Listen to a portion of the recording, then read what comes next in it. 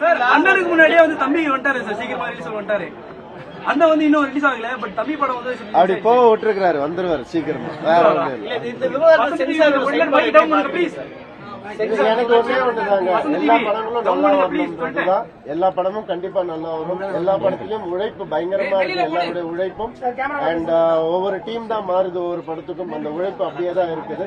So எல்லா படமும் நல்லா ஓடணும்னு தான் நான் என்னைக்குமே பிரார்த்தனை பண்ணிக்கிறேன்.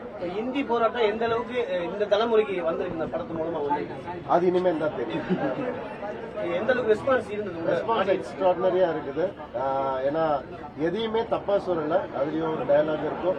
ஹிந்தி எதிர்க்கிறவங்க கிடையாது, அது திணிப்பை எதிர்க்கிறவங்கன்ற ஒரு டயலாக். சார் இது தமிழ் லாங்குவேஜ் தாண்டி மற்ற லாங்குவேஜ் அந்த படம் எப்படி போகும்னு நினைக்கிறீங்க? சினிமாக்கு லாங்குவேஜே கிடையாது, எமோஷன் தான். Cinema is an emotion.